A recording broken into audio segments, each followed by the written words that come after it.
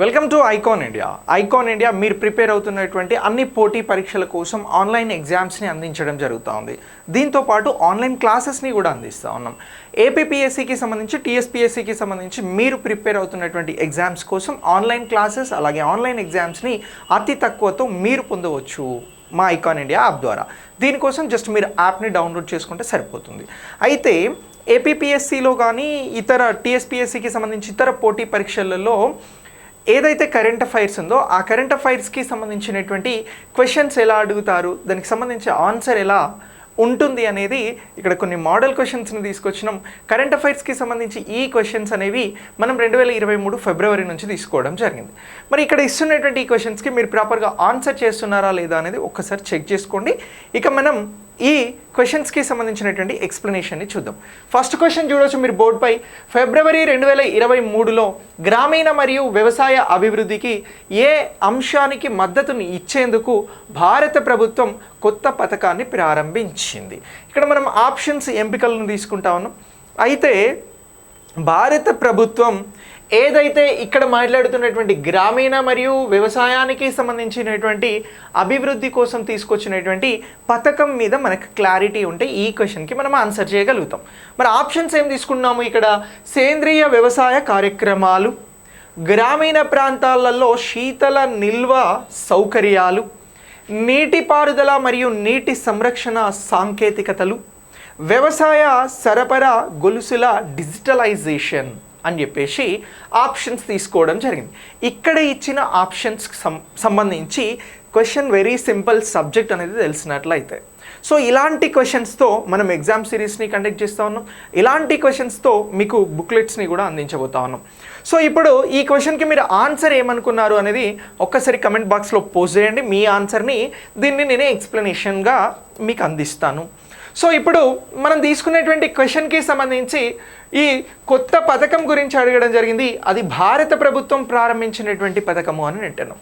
మనకి కేంద్ర ప్రభుత్వం ఏదైతే ఉందో అది ప్రారంభించినటువంటి ఈ పథకానికి సంబంధించి ఇక్కడ ఇచ్చినటువంటిది ఏది రైట్ ఆన్సర్ అని అంటే సేంద్రియ వ్యవసాయ కార్యక్రమాలకి సంబంధించినటువంటిది కాదు. అలాగే గ్రామీణ ప్రాంతాలలో శీతల నిల్వ సౌకర్యాలు, ఇగో ఇది రైట్ ఆప్షన్ అండి. ఇక నెక్స్ట్ నీటిపారుదల నీటి సంరక్షణ సాంకేతికతలు కూడా కాదు. వ్యవసాయానికి సంబంధించినటువంటి సప్లై చైన్కి సంబంధించినటువంటి డిజిటలైజేషన్ కూడా కాదు. కానీ మనకు అడిగిన క్వశ్చన్ ప్రకారం రైట్ ఆప్షన్ వచ్చి గ్రామీణ ప్రాంతాలలో శీతల నిల్వ సౌకర్యాలు అని అంటున్నాం. మరి ఈ గ్రామీణ ప్రాంతాలకి సంబంధించి శీతల గిడ్డంగులు లేదా కోల్డ్ స్టోరేజెస్ ఏవైతే ఉన్నాయో ఇగో వాటి ఏర్పాటు కోసం భారత ప్రభుత్వం ఫిబ్రవరి 2023లో గ్రామీణ మరియు వ్యవసాయ అభివృద్ధి కోసం ఇగో ఈ పథకాన్ని ప్రారంభించింది అని చెప్పేసి మనం గుర్తించాల్సి ఉంటుంది. ఇది కేంద్ర ప్రభుత్వం ప్రారంభించినటువంటి పథకం. ఈ పథకాన్ని ఎందుకోసం తీసుకొచ్చింది అని అంటే కేంద్ర ప్రభుత్వం పదే పదే ఒక మాట చెప్తా ఉంది. భారతదేశంలో ఎవరైతే రైతులు ఉన్నారో ఆ రైతులకి సంబంధించినటువంటి ఆదాయాన్ని రెట్టింపు చేస్తాము అని చెప్తా ఉంది. మరి రైతుల ఆదాయం ఎలా రెట్టింపు అవుతుంది అని అంటే రైతులకి సంబంధించినటువంటి పంటలను సరైన సమయంలో సరైన ధరలకి అమ్ముకోగలిగితే వారి ఆదాయం అనేది రెట్టింపు అవుతుంది. ఫర్ ఎగ్జాంపుల్ ఏ ఖరీఫ్ తీసుకున్నా ఏ రబీ సీజన్ తీసుకున్నా పంటల కోత అనేది దాదాపు ఒకే సమయంలో జరుగుతుంది. సో ఒకేసారి ధాన్యం అంతా కూడా మార్కెట్కి వస్తుంది కాబట్టి అప్పుడు ధరలు తక్కువ ఉండే అవకాశం ఉంటుంది. సో ధర పెరిగిన తర్వాత అమ్ముకుందాము అనుకునేటువంటి రైతులకి సంబంధించి ఇంపార్టెంట్ పంటను కాపాడుకునేందుకు, ధాన్యాన్ని కాపాడుకునేందుకు అతి ముఖ్యమైనవి ఏంటి అని అంటే కోల్డ్ స్టోరేజెస్. ఇగో గ్రామీణ ప్రాంతాలలో మరి రైతులు ఉంటారు, ఆ రైతులకి సంబంధించి ధాన్యం అనేది వస్తుంది. దీన్ని స్టోర్ చేసుకోవడం కోసమే గ్రామీణ ప్రాంతాలలో శీతల నిల్వ గిడ్డంగులకి సంబంధించినటువంటి సౌకర్యాలను ఏర్పాటు చేసేందుకు ఫిబ్రవరి 2023లో కేంద్ర ప్రభుత్వం ఈ పథకాన్ని ప్రారంభించింది అని చెప్పేసి మనం క్లియర్గా గుర్తించాల్సి ఉంటుంది. ఇది ఈ క్వశ్చన్కి సంబంధించినటువంటి ఎక్స్ప్లెనేషన్గా మీరు గుర్తుంచుకోవాలి. నెక్స్ట్ దీని తర్వాత మనం మరొక క్వశ్చన్ చూద్దాం. ప్రపంచ నాయకులను మరియు ఆవిష్కర్తలను ఆకర్షిస్తూ ఫిబ్రవరి 2023లో భారతదేశం ఏ ప్రధాన శాస్త్ర సాంకేతిక సదస్సును నిర్వహించింది?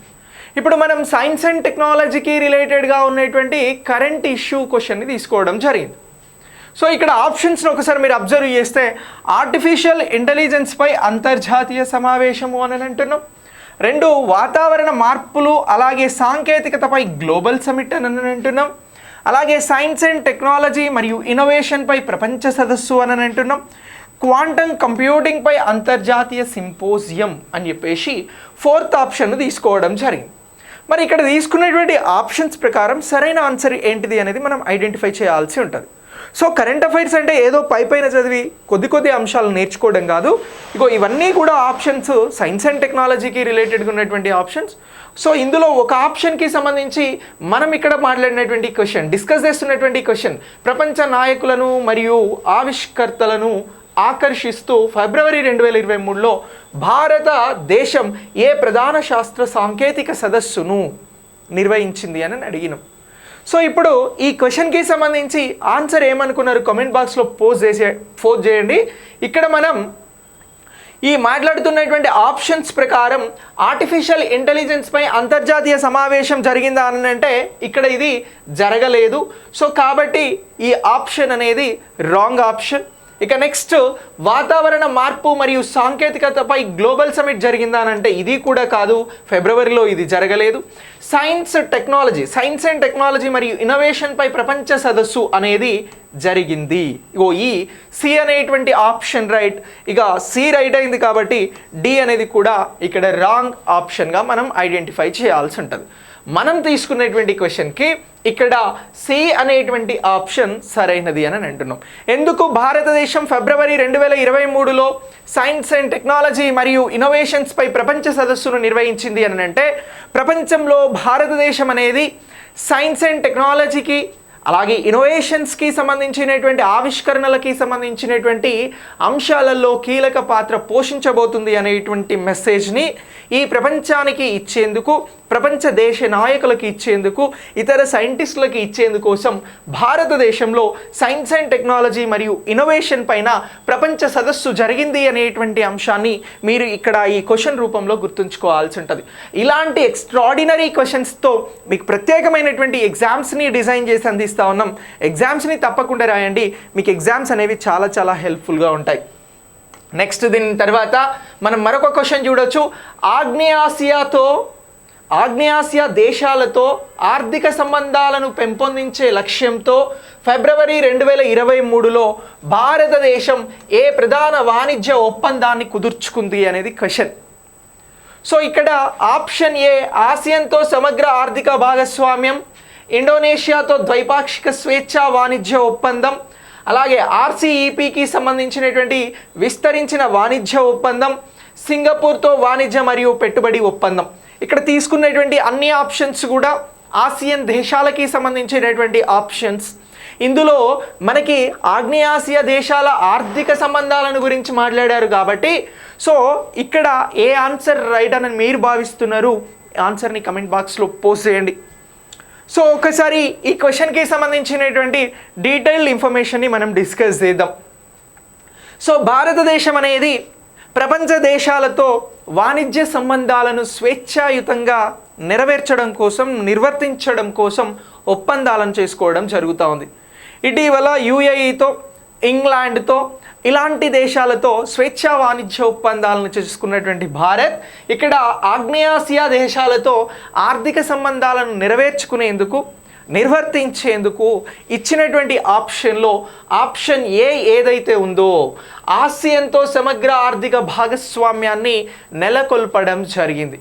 ఈ ఆసియాన్కి సంబంధించినటువంటి కూటమి అనేది మనకి భారతదేశానికి సంబంధించి ఆగ్నేయ ప్రాంతంలో ఉన్నటువంటి దేశాలు ఏవైతే ఉన్నాయో ఈ దేశాలతో ఉన్నటువంటి కూటమినే ఆగ్నేయన్కి సంబంధించినటువంటి దేశాలు, ఆసియాన్కి సంబంధించినటువంటి దేశాలు. సో ఈ ఆసియాన్కి సంబంధించినటువంటి ఈ దేశాలకి సంబంధించి భారతదేశం స్వేచ్ఛాయుత వాణిజ్యాన్ని నిర్వహించేందుకు సుంకాల విషయంలో ఏవైతే ట్యాక్సెస్ ఉంటాయో, ఇంపోర్ట్స్ ఎక్స్పోర్ట్స్కి సంబంధించినటువంటి ట్యాక్సెస్, ఫ్రీ ట్రేడ్కి సంబంధించినటువంటి ట్యాక్సెస్, ఇలాంటి వాటిపైన సమగ్రంగా ముందుకు వెళ్ళేందుకు, స్వేచ్ఛాయుత వాణిజ్యాన్ని నిర్వహించేందుకోసం భారత ప్రభుత్వం అనేది ఈ ఒప్పందం ఆసియాన్తో సమగ్ర ఆర్థిక భాగస్వామ్యాన్ని ఫిబ్రవరి 2023లో కలిగి ఉన్నది అనేటువంటి అంశాన్ని ఇక్కడ గుర్తుంచుకోవాలి.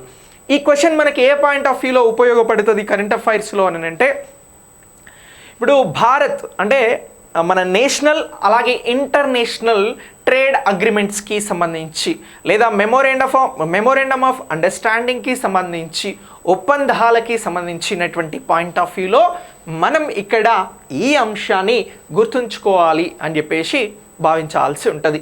ఇక నెక్స్ట్ దీని తర్వాత మరొక క్వశ్చన్ చూద్దాం. ఫిబ్రవరి 2023లో సుస్థిర పద్ధతులను మెరుగుపరచడానికి భారత ప్రభుత్వం ఏ ముఖ్యమైన పర్యావరణ చట్టాన్ని సవరించింది అని అంటున్నాం. భారతదేశంలో ఉన్నటువంటి చట్టాలను తీసుకున్నాం. అటవీ సంరక్షణ చట్టం, నీరు కాలుష్య నివారణ మరియు నియంత్రణ చట్టం, గాలి కాలుష్య నివారణ మరియు నియంత్రణ చట్టం, పర్యావరణ పరిరక్షణ చట్టం అని చెప్పేసి 5 చట్టాలను తీసుకోవడం జరిగింది.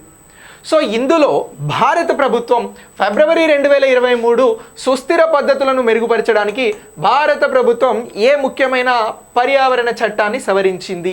ఇక్కడ ఇచ్చినటువంటి 4 చట్టాలు కూడా మనకి ఎన్విరాన్మెంట్కి సంబంధించినటువంటి యాక్ట్స్ అండి. సో మరి ఈ యాక్ట్స్లో దేన్ని అమెండ్మెంట్ చేసింది అని చెప్పేసి మనం ఇక్కడ మాట్లాడడం జరుగుతూ ఉంది. సో ఇందులో అమెండ్మెంట్ చేసినటువంటి యాక్ట్ ఏంటి అని అంటే పర్యావరణానికి సంబంధించినటువంటి పరిరక్షణ చట్టంను సవరించడం జరిగింది. ఇది రైట్ ఆన్సర్. ఎప్పుడు అని అంటున్నాం? ఫిబ్రవరి 2023కి సంబంధించి. ఫిబ్రవరిలో మనకి ఏ సమావేశాలు జరిగాయి అని అంటే పార్లమెంట్కి సంబంధించినటువంటి బడ్జెట్ సమావేశాలు జరిగాయి. ఈ బడ్జెట్ సమావేశాల సందర్భంగా ఏం చేస్తున్నారు పార్లమెంట్లో అని అంటే సుస్థిర పద్ధతులను మెరుగుపరచడానికి, సస్టైనబుల్ డెవలప్మెంట్కి సంబంధించినటువంటి మెథడ్స్ని డెవలప్మెంట్ చేయడం కోసం ఈ పర్యావరణ పరిరక్షణ చట్టాన్ని ఏం చేసినారు అని అంటే అమెండ్మెంట్ చేయడం జరిగింది, సవరణ తీసుకురావడం జరిగింది. ఈ సవరణల ద్వారా కొన్ని అంశాలను చేర్చడం జరిగింది. ఆ అంశాలను ఇంప్లిమెంట్ చేసి భారతదేశంలో సుస్థిర పద్ధతులను ఈ పర్యావరణ చట్టం ద్వారా అమలు చేయబోతా ఉన్నారు అనేటువంటి అంశాన్ని గుర్తించాల్సి ఉంటుంది. సో ఇలాంటి మంచి క్వశ్చన్స్తో మీకు ఎగ్జామ్ సిరీస్ని అందిస్తూ ఉన్నాం. త్వరలో దీనికి సంబంధించి బుక్స్ని కూడా తీసుకొస్తూ ఉన్నాం. సో దీనికోసం మీరు చేయాల్సిందల్లా ఐకాన్ ఇండియా యాప్ని డౌన్లోడ్ చేసుకొని యాప్ ద్వారా రిజిస్టర్ అయితే సరిపోతుంది. ఇక నెక్స్ట్ దీని తర్వాత మరొక క్వశ్చన్ చూద్దాం. పట్టణ ప్రాంతాల్లోని వెనుకబడిన వర్గాలకి మద్దతును ఇవ్వడానికి ఫిబ్రవరి 2023లో భారత ప్రభుత్వం ఏ కొత్త చొరవను ప్రారంభించింది? ఇక్కడ ఇనిషియేటివ్ లేదా పథకం చొరవను ప్రారంభించింది అని అంటున్నాం. ఒకసారి ఆప్షన్స్ చూద్దాం. పట్టణ పేదలకి గృహ నిర్మాణ పథకం, పట్టణ తక్కువ ఆదాయ కుటుంబాలకి విద్యా మంజూరు పథకం, పట్టణ యువతకి నైపుణ్యాభివృద్ధి మరియు ఉపాధి పథకం, నివారణ సంరక్షణపై దృష్టి సారించే పట్టణ ప్రజారోగ్య కార్యక్రమము అని అంటున్నాం. సో మరి ఇందులో దేన్ని ప్రారంభించింది అని అంటే ఇక్కడ మీరు అబ్జర్వ్ చేస్తే అన్ని ఆప్షన్స్ కూడా మనకి సిమిలర్గా కనబడతాయి. పట్టణాలకి సంబంధించి ప్రజారోగ్యం అని అంటున్నాం. సో మరి ఇచ్చినటువంటి ఆప్షన్లలో సరైనటువంటి ఆన్సర్ ఏమనుకుంటున్నాము అనేది మనం ఇక్కడ ఒకసారి డిస్కస్ చేయాల్సి ఉంటుంది. ఓకే రైట్, చూద్దాం. సో ఇప్పుడు పట్టణాలలో వెనుకబడినటువంటి వర్గాలకి అంటే ఈ వెనుకబడినటువంటి వర్గాలని కూడా అభివృద్ధి చేయడాన్ని ఏమంటున్నాము అని అంటే సమ్మిళిత వృద్ధి అని అంటున్నాం. సమ్మిళిత వృద్ధి అని అంటున్నాం. దీన్ని సింపుల్గా ఇంగ్లీష్లో ఏమంటారు అని అంటే ఇన్క్లూజివ్ గ్రోత్ అని అంటారు. భారతదేశం ఈ కాన్సెప్ట్ని మనకి 9, 10, 11వ పంచవర్ష ప్రణాళికలలో బాగా డెవలప్ చేస్తూ వచ్చింది. ఇన్క్లూజివ్ గ్రోత్, నీతి ఆయోగ్ కూడా దానికి సంబంధించినటువంటి అంశాలలో ఇన్క్లూజివ్ గ్రోత్ అనేది భారతదేశానికి అవసరం. భారతదేశంలో ఉన్నత వర్గాలతో పాటు అన్ని రకాల ప్రజలు, అన్ని వర్గాల ప్రజలు, అన్ని కులాల ప్రజలు కలిసి ఆర్థికంగా అభివృద్ధి సాధించాలి అని చెప్పేసి దాన్ని ఇన్క్లూజివ్ గ్రోత్గా చెప్పడం జరుగుతుంది.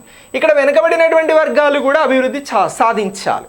సో దానికోసం ఇక్కడ ఫిబ్రవరిలో భారత ప్రభుత్వం ప్రకటించినటువంటి పథకం ఏమిటి అని అంటే నేషనల్ పాయింట్ ఆఫ్ వ్యూలో అలాగే మనకి స్కీమ్స్ పాయింట్ ఆఫ్ వ్యూలో ఇంపార్టెంట్గా ఈ క్వశ్చన్ని భావించాల్సి ఉంటుంది. ఇలాంటి అంశాలు మీరు చదువుతున్నారా లేదా అనేది కూడా ఒకసారి చెక్ చేసుకోండి. సో ఇక్కడ మనకి రైట్ ఆప్షన్ వచ్చి ఏమిటి అని అంటే పట్టణ యువతకి నైపుణ్యాభివృద్ధి మరియు ఉపాధి పథకంని ప్రారంభించడం జరిగింది. స్కిల్ డెవలప్మెంట్ అండ్ ఎంప్లాయ్మెంట్కి సంబంధించినటువంటి స్కీమ్. ఎవరు ప్రారంభించారు? కేంద్ర ప్రభుత్వం ప్రారంభించి. ఎందుకోసం ప్రారంభించింది?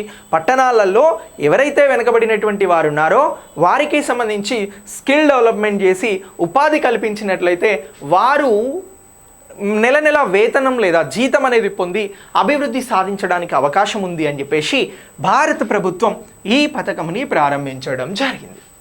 సో ఇలా ఈ పథకానికి సంబంధించినటువంటి అంశాన్ని కూడా మనం కరెంట్ అఫైర్స్ పాయింట్ ఆఫ్ వ్యూలో ఇక్కడ కవర్ చేయడం జరుగుతూ ఉంది, గుర్తుంచుకోవాల్సి ఉంటుంది. ఒక్కసారి క్వశ్చన్స్కి సంబంధించి మనం 1 to 5th వరకు క్వశ్చన్స్ని డిస్కస్ చేసినాం. ఇందులో ఏ క్వశ్చన్ దేనికి రిలేటెడ్ అనేది ఒకసారి నేను చెప్తా. కరెంట్ అఫైర్స్లో ఇష్యూస్ ఎలా కవర్ అవుతాయో మీకు కొంచెం అవగాహన అనేది రావడానికి అవకాశం ఉంది. ఈ క్వశ్చన్ ప్రీవియస్ క్వశ్చన్ ఏమన్నాం మనము? స్కీమ్స్ రిలేటెడ్గా ఉన్నటువంటి క్వశ్చన్ అని అన్నాం.